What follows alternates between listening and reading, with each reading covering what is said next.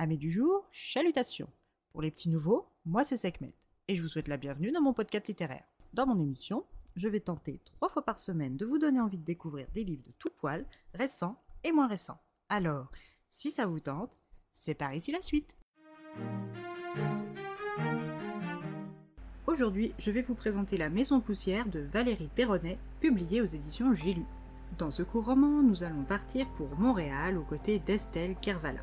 Cette Bretonne a débarqué avec son sac, ses quelques affaires élimées au Canada pour retaper de fond en comble une maison de 1912 dont elle a la responsabilité depuis la lecture du testament d'une parente lointaine. Il est même précisé dans le dit testament que la rénovation doit être à l'identique. Comme Estelle ne manque pas de temps et a un besoin viscéral de faire le vide, ce projet est presque un cadeau tombé du ciel. Quand elle arrive, le soleil brille. Elle se fait livrer son matériel de peinture, de réparation, de nettoyage, ses outils et des victuailles. Elle ne veut parler ni interagir avec personne. Alors elle fait des réserves suffisantes pour ne pas avoir ne serait-ce qu'à dire bonjour, merci ou au revoir une fois de trop. Une fois l'eau et l'électricité rétablies, ses achats livrés, Estelle est enfin seule. Elle ne visite pas la maison, elle n'éprouve aucune curiosité, moins elle en découvrira sur cette maison et ses occupants, mieux elle se portera. Elle se choisit comme chambre celle qui est bleue. Elle semble ne pas renfermer trop de mauvaises ondes et est accessoirement la plus spacieuse et la mieux éclairée naturellement. Estelle a certes tout son temps pour restaurer cette demeure familiale du début du XXe siècle, mais se dit que la logique veut qu'elle commence par une pièce à vivre, ce dont elle n'a pas envie. Elle opte pour la salle de bain car après une dure journée de travail, quoi de mieux que de pouvoir se laver et se détendre les muscles dans un grand baquet d'eau chaude. Ensuite, elle attaquera la cuisine, car pour bien travailler, il faut un ventre bien rempli, et elle continuera par la chambre qu'elle s'est choisie, le temps du chantier, car en toute logique, après l'effort, le réconfort. Elle ambitionne de boucler ces 3 pièces avant l'hiver, qu'elle sait, du moins en réputation, plus rude qu'en Bretagne. Après avoir enfilé une salopette sur un pull en laine violet élimé moucheté de multiples taches de peinture, elle gratte les carreaux de la salle de bain, un rouge, puis un blanc, puis un rouge, et ainsi de suite, et ce, jusqu'à les avoir tous récurés. En 4 jours, le sol en damier avait retrouvé de sa superbe. 3 jours supplémentaires lui auront permis de récupérer le lavabo, la baignoire et de refaire tous les joints. Sa récompense de mi-chantier, elle la prend longuement et avec de l'eau bien chaude. Elle a ensuite supprimé la laque sur les lattes de bois au mur, repeint la fenêtre à guillotine et changé la moustiquaire en moins d'une semaine.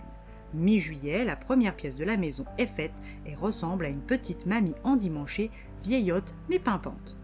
Suivant le plan d'action qu'elle s'est mis en tête, elle embraye sur la cuisine. Laver, dégraisser, décrasser, ranger dans les placards toutes les vaisselles et les ustensiles restés sur place.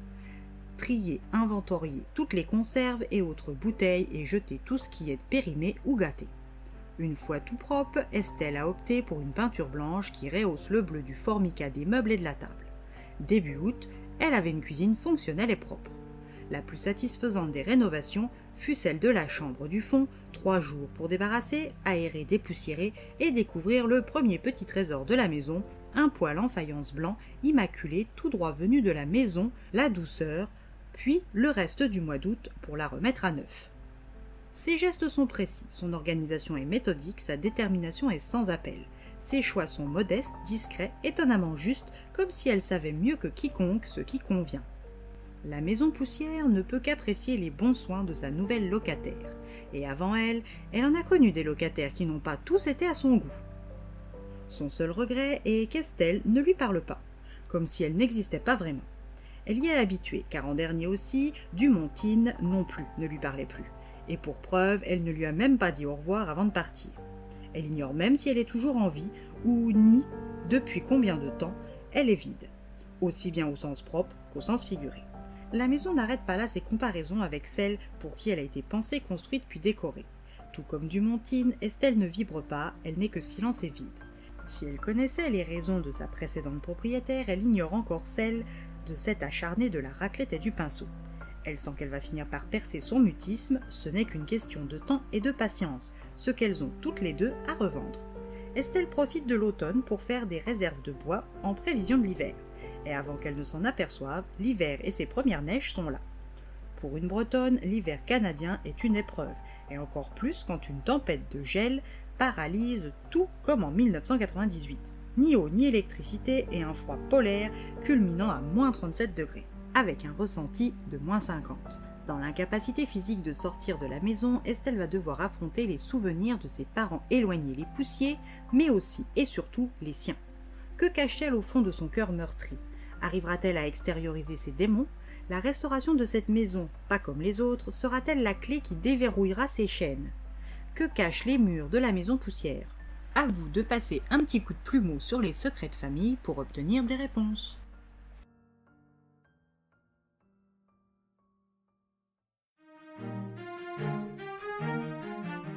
Un roman qui aurait mérité plus de pages. Le développement des personnages est sommaire, tout comme l'exploitation de leur passé qui, en l'état, nous laisse sur un sentiment d'inachevé. L'alternance entre le point de vue d'Estelle et celui de la maison est plutôt originale, et la musicalité du lexique québécois, qui est mis à l'honneur dans ce livre, ravit mes yeux et mes oreilles. Je suis restée malgré tout sur ma faim avec cette lecture. C'est dommage. Et bien voilà, j'en ai fini pour aujourd'hui. J'espère que cet épisode vous aura plu et vous aura donné des nouvelles idées de lecture. Si vous souhaitez découvrir d'autres petits bonbons littéraires tout droit sortis de ma bibliothèque, je vous retrouve le jeudi 26 juin prochain pour un nouvel épisode. Et si d'ici là je vous manque de trop, vous connaissez le chemin sur Instagram, @leslectures de Sekhmet. Sur ce, chalut les amis, et à la prochaine.